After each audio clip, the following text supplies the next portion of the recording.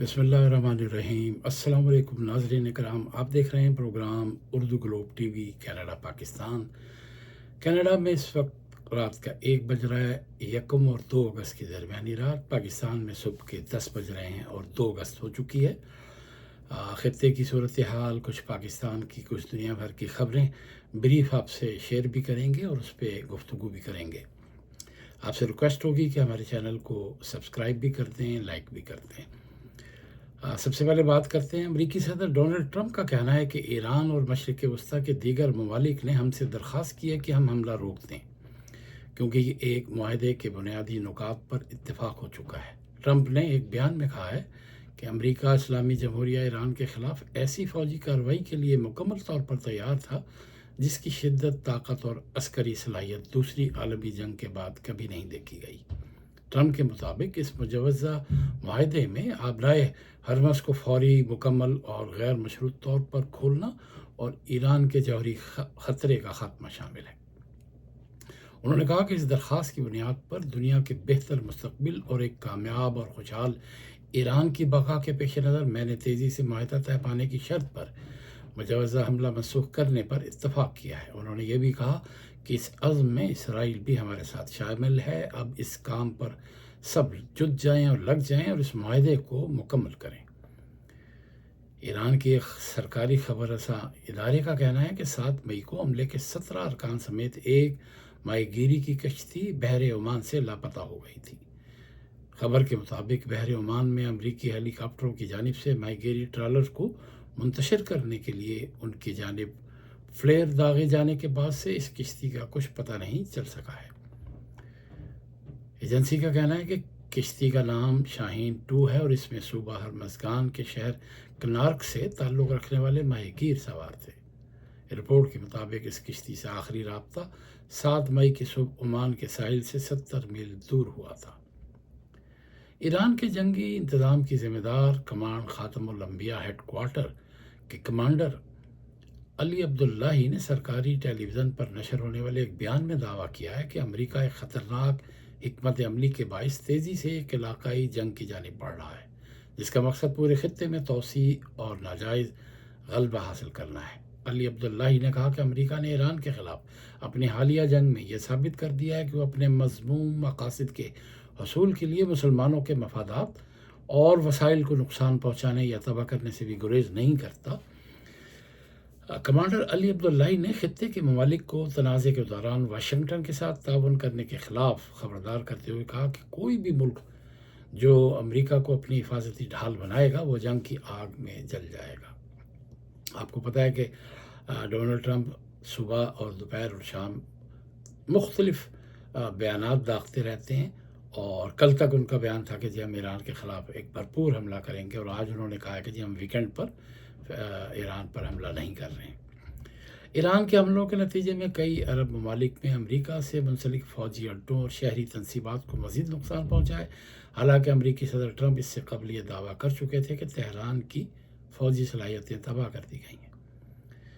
ایک تحقیقاتی ٹیم نے 12 جولائی 2026 سے شروع ہونے والی نئی کشیدگی کے بعد کویت، بحرین،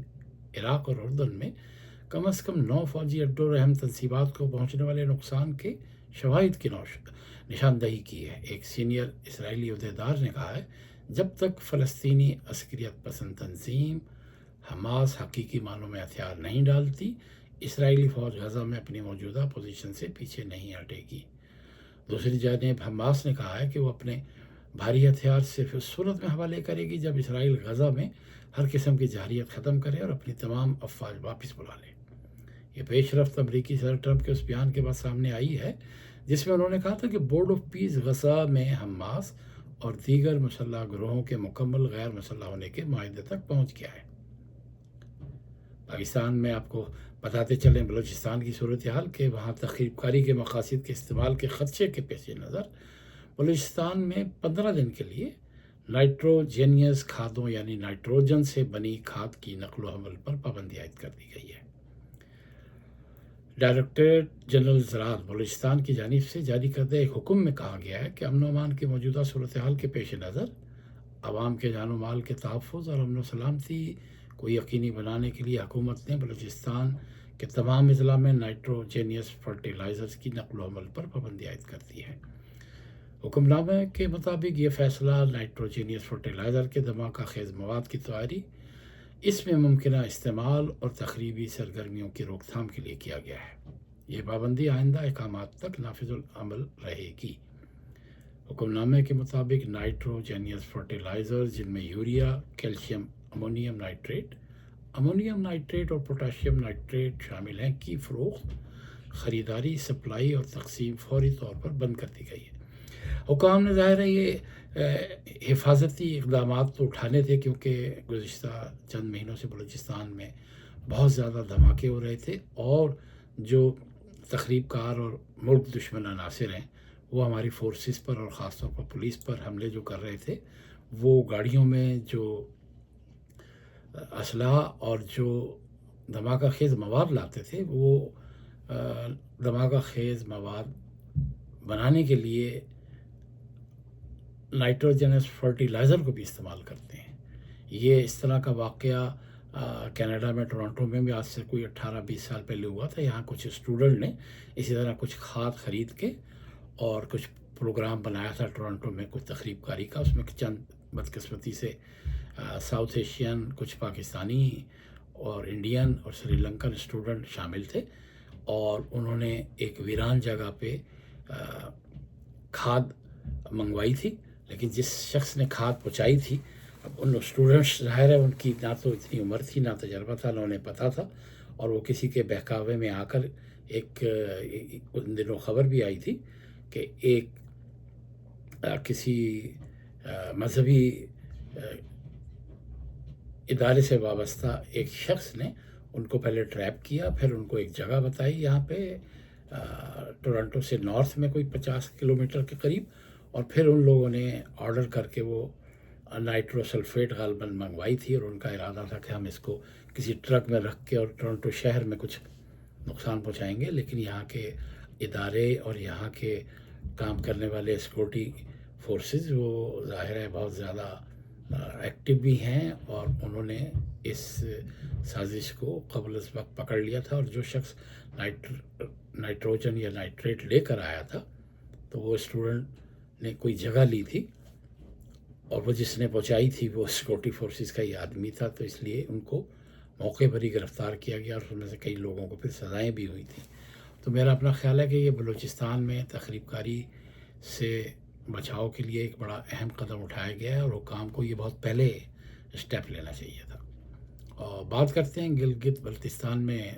آپ کو پتہ ہے دنیا کی 12ویں بلند ترین چوٹی جو ہے پاکستان میں، اس کا نام ہے براڈ پیک۔ اس پر برفانی تودے کی زد میں آ کر جو معروف کوہ پیما ہیں اور سابق برطانوی فوجی ہیں نرمل پرجا، ان کے سمیت 9 کوہ پیماؤں کی ہلاکت کی تصدیق ہو گئی ہے، جبکہ پاکستانی کوہ پیما سہیل سخی تاحال لاپتہ ہیں۔ جو لوگ کوہ پیمائی کرتے ہیں، یہ سب سے خطرناک ترین کھیل یہی ہے، یا جو ظاہر فضا میں، یا جو لوگ پیرا جمپنگ کرتے ہیں، اپنی طرف سے تو حفاظتی اقدام کرتے ہیں، لیکن یہ ایک ایسا شوق ہے کہ اس میں معمولی سی ایک لمحے سے بھی کم کی غلطی ان کو موت کے منہ میں لے جاتی ہے۔ اب یہ ابھی نہ تو یہ K2 پہ گئے تھے، نہ یہ دوسرے یا تیسرے نمبر کی چوٹیوں پر گئے تھے، 12ویں نمبر کی چوٹی تھی، مگر وہ پہلے تو لاپتہ تھے، پھر اس کے بعد 9 کوہ پیماؤں کی ہلاکت کی تصدیق کر دی گئی ہے۔ براڈ پیک پر برفانی تودہ گرنے کے نتیجے میں کوہ پیماؤں کی ہلاکت کی تصدیق کرتے ہوئے ان کی کمپنی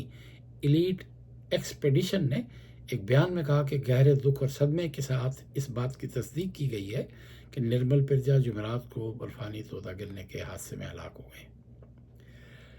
ہو گئے ہیں۔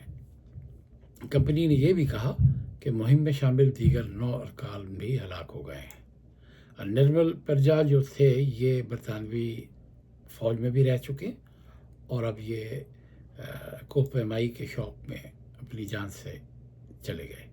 تاہم پاکستانی حکام نے اس مہم میں شامل پاکستانی کوہ پیما سہیل سخی کی ہلاکت کی تصدیق نہیں کی ہے، لیکن ان کے جو عزیز و اقارب ہیں وہ ان کی بے چینی پریشانی میں اضافہ ہوتا جا رہا ہے، اور وہ کہہ رہے ہیں کہ ان کی تلاش کا عمل تیز کیا جانا چاہیے۔ الپائن کلب آف پاکستان کے صدر جو ہیں major general retired Irfan Arshad, انہوں نے ہفتے کو بتایا کہ 8 بجے تک 4 کوہ پیما جو تھے ان کی لاشیں مل چکی تھیں، جو اس وقت اسکردو ہاسپٹل میں ہیں۔ ادھر ایران کے نائب صدر عارف رضا نے کہا ہے کہ ایران آئندہ 2 برسوں میں بدترین صورتحال کا سامنا کرنے کے لیے تیار ہے۔ اس کا مقصد ہے کہ ایران مشکل ترین حالات کے لیے طویل ترین حکمت عملی اختیار کر چکا ہے، اور امریکہ چاہے جتنا مرضی ان کو نقصان پہنچائے، ان کے پاس بھی ایک دفاعی حکمت عملی بھی ہے اور ایک دشمن کے خلاف کارروائی کرنے کی بھی حکمت عملی ہے۔ اور اسی لیے امریکہ نے صرف شور شرابہ کیا، اور کب ان کے جو جزیرے پہ کہا جا رہا تھا کہ یا تو وہ قبضہ کریں گے یا اس کو تباہ کر دیں گے یا وہاں پہ فوجیں اتار دیں گے۔ وہاں فوجیں اتارنے کا مقصد ان فوجیوں کی وہاں سے واپسی صرف تابوتوں میں ہی پاسبل ہے، جو کل بھی کسی ایک ایرانی عہدیدار نے کہا تھا کہ امریکہ اگر ایسی غلطی کرتا ہے تو وہ پھر بہت بڑی تعداد میں کافن کی بھی اور تابوتوں کی بھی اور ان لوگوں کو لے جانے کی باڈیز کی بھی تیاری کر کے رکھے۔ ان کا کہنا تھا کہ جنگ کی صورتحال کے باوجود ایران میں انتظامیہ نے کسی چیز کی کمی نہیں ہونے دی،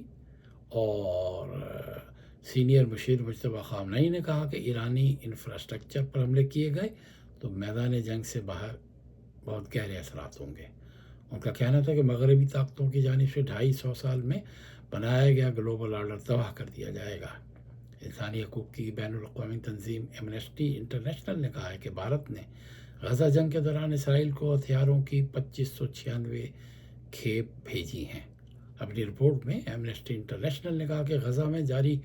نسل کشی کے باوجود بھارت نے اسرائیل کو ہتھیاروں کی سپلائی کی۔ ایمنسٹی انٹرنیشنل کے سیکرٹری جنرل نے کہا کہ بھارت اسرائیل کو ہتھیاروں کی برآمد بند کر دے۔ انہوں نے کہا کہ اسرائیل کو ہتھیار برآمد کر کے بھارت جنیوا کنونشن کی خلاف ورزی کر رہا ہے۔ ادھر امریکی محکمہ دفاع یعنی پینٹاگون جو ہے اس کو میزائل دفاعی انٹرسیپٹر کی شدید قلت کا سامنا ہے، اور امریکی میڈیا نے یہ دعویٰ کیا ہے کہ مشرق وسطی میں کئی ماہ سے جاری تنازع کے بعد امریکی محکمہ دفاع پینٹاگون کو میزائل دفاعی انٹرسیپٹر کے ذخائر میں نمایاں کمی کا سامنا ہے، جس کے باعث عسکری منصوبہ ساز اس بات پر غور کر رہے ہیں کہ آیا امریکہ جوابی کارروائیوں کی موجودہ رفتار برقرار رکھ سکتا ہے یا نہیں۔ ایک رپورٹ میں کہا گیا ہے کہ centre for strategic and international studies کے مرتب کردہ اعداد و شمار کے مطابق تنازع سے قبل امریکی پیٹریاٹ دفاعی انٹرسیپٹر کے ذخائر تقریباً 2300 تھے، جو کم ہو کر صرف 827 سے بھی کم رہ گئے ہیں۔ ادھر اسلام آباد کی ڈسٹرکٹ اینڈ سیشن کورٹ نے وفاقی وزیر احسن اقبال کے حق میں ہتک عزت کا دعویٰ جو ہے وہ منظور کر لیا ہے۔ آپ کو پتہ ہے ڈیفیم کرنے کا قانون تو پاکستان میں موجود ہے، لیکن بہت کم ایسا ہوا ہے کہ اس طرح کے دعوے منظور کیے ہیں۔ لیکن احسن اقبال نے کئی سال پہلے مراد سعید کے خلاف ایک دعویٰ دائر کیا تھا، جس میں انہوں نے احسن اقبال کے خلاف جھوٹے الزامات عائد کیے تھے۔ آپ کو پتہ ہی ہے کہ پاکستان میں جھوٹے الزامات مختلف سطح پر لگائے جاتے ہیں، اس میں سیاستدان بھی شامل ہیں، اس میں اسٹیبلشمنٹ بھی شامل ہے، اس میں میڈیا بھی شامل ہے، اور اس میں کچھ ادارے بھی شامل ہیں۔ اب ایڈیشنل سیشن جج حاکم خان نے احسن اقبال کے حق میں فیصلہ سنا دیا ہے اور کہا ہے کہ مراد سعید احسن اقبال کو 25 لاکھ روپے ارجانہ ادا کریں۔ کب دیں گے، کیسے دیں گے، وہ ایک الگ بات ہے، لیکن ان کے خلاف فیصلہ آ چکا ہے، اور اس فیصلے کی روشنی میں اب اس پہ عمل درآمد کیسے ہوگا یہ ایک الگ موضوع ہے۔ لیکن فیصلے کے مطابق احسن اقبال کی ساکھ کو نقصان پہنچانے پر مراد سعید کو 25 لاکھ روپے ادا کرنے ہوں گے۔ مراد سعید پی ٹی آئی کے ایک سابق پارلیمنٹیرین ہیں، اور کافی عرصے سے وہ انڈر گراؤنڈ ہیں، اور مراد سعید کی جانب سے احسن اقبال پر 70 ارب روپے کرپشن کے الزامات ثابت نہیں ہوئے۔ دیکھیں، ایک تو بڑی بات یہ ہوتی ہے کہ کوئی الزام اگر جیسے کسی زمانے میں کچھ لوگ ہمیں بھی بتایا کرتے تھے کہ ایک ادارے میں اس کا بجٹ 3 ارب روپے ہے، اور خبریں لگوائی جاتی تھیں 20-20 ارب روپے کی کرپشن کی، جو جھوٹی ہوتی تھی اور کئی لوگ استعمال ہو جاتے تھے۔ اب ان پر 70 ارب روپے کے کرپشن کے الزامات لگا دیے، اور کیا جس حوالے سے انہوں نے الزام لگائے تھے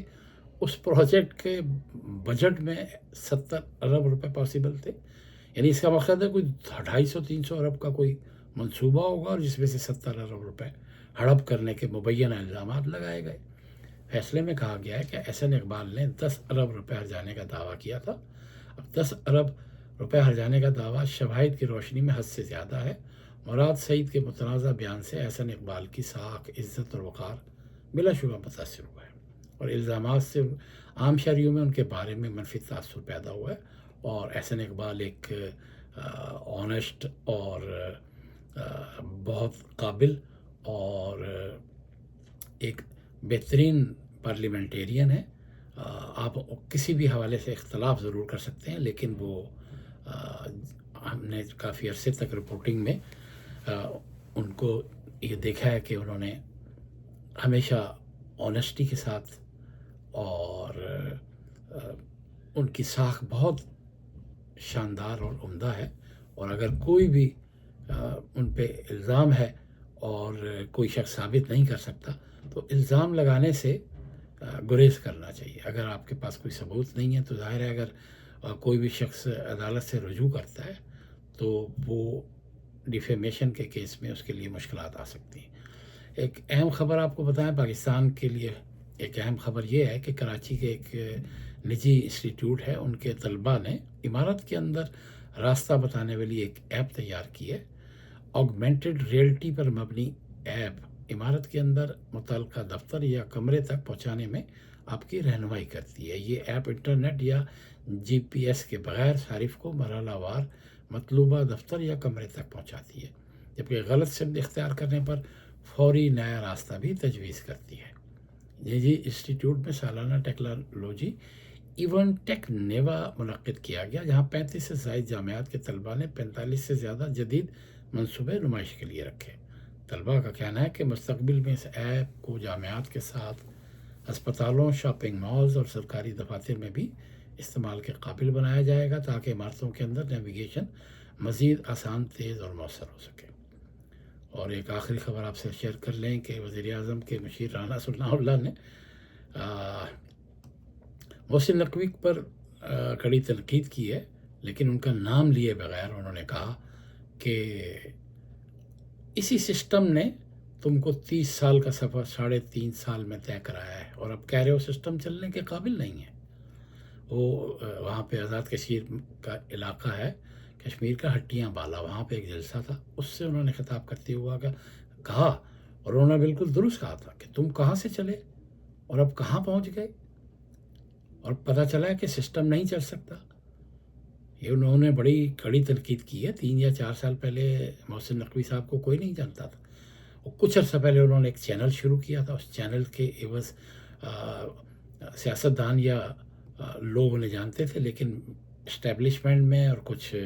زرداری صاحب کی مہربانی سے انہوں نے واقعتاً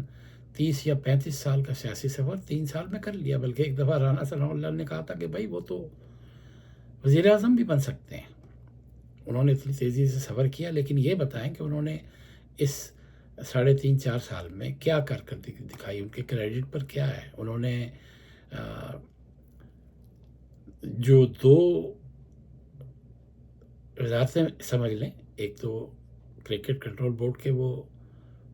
چیئرمین بھی ہیں، جس کی بہت زیادہ ان کو تنخواہ بھی ملتی ہے، وزیر داخلہ بھی ہیں، اور اب وہ کہہ رہے ہیں کہ جی سسٹم نہیں چل سکتا۔ پارلیمانی جمہوری نظام جو ہے یہ قائد اعظم نے دیا تھا۔ اور بلاول بھٹو زرداری کے الزامات کا جواب دیتے ہوئے نون لیگی رہنما رانا ثناء اللہ نے کہا کہ آپ جلسے میں آ کر کہیں کہ وزیر اعظم تو فارم 47 کا ہے۔ اگر وزیر اعظم کے لیے یہ لیے گئے ووٹ فارم 47 کے ہیں تو پھر آپ کے والد محترم نے، زرداری صاحب نے جو ووٹ لیے ہیں وہ کس فارم کے تھے، یہ بھی تو بتائیں۔ تو جو سیاسی رہنما ہیں، ظاہر ہے جب وہ کسی کے خلاف یا کوئی ایسی متنازع بات کرتے ہیں تو متنازع بات کا پھر انہیں بھرپور جواب دینا پڑتا ہے. سب سے پہلے تو نقوی صاحب کو چاہیے تھا کہ پہلے اپنی کابینہ سے استعفیٰ دیتے، پارلیمنٹ سے ظاہر ہے وہاں سے ریزائن کرتے، پی سی بی سے ریزائن کرتے، اور پھر کہتے کہ یہ سسٹم نہیں چل سکے گا اور یہ اس کے مسائل ہیں اور میں ناکام ہو چکا ہوں اور میں نے کوشش کی ٹھیک کرنے کی، مگر میری بہتری کی کوششوں میں یہ رکاوٹیں آئیں. انہوں نے تو صرف ایک تقریر کر دی اور اپنی جان چھڑا لی.